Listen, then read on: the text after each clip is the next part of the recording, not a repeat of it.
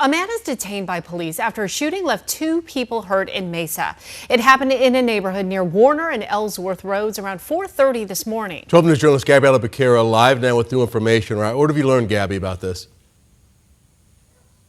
Well, Troy, the shooting actually happened just behind me in front of these homes, and some of them were struck by those bullets. There's actually a large hole in the window right there and some other marks on the side of the wall.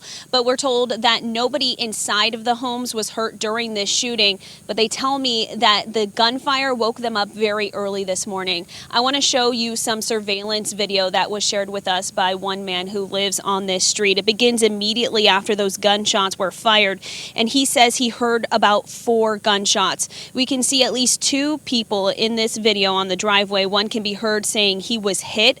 According to Mesa, police officers responded to the shooting call around 4:30 this morning. They found 2 people, an adult and a minor, with gunshot wounds. They were taken to the hospital in critical condition, but are now considered to be stable and expected to survive.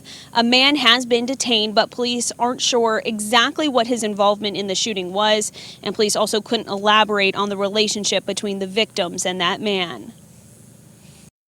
I just let them know, I heard some loud noises, assumed it was kids messing with fireworks, ran out here to scare them off, and ran into a totally different situation than I anticipated. Doesn't make me feel great. However, the police responded really quickly, and they seem to get everything under control really fast, which is awesome.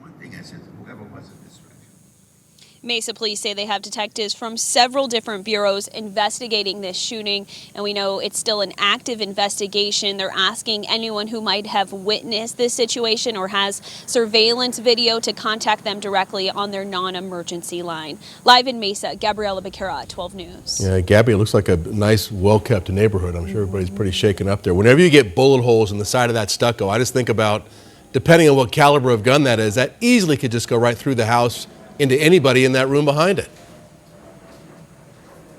Yeah, luckily nobody was sleeping in that room. I did have a chance to speak with a woman who lives there, and she said she heard the gunshots and got under her bed to hide. Wow. After hearing those, so luckily she's okay. Yeah. All right, Gabriella, thank you.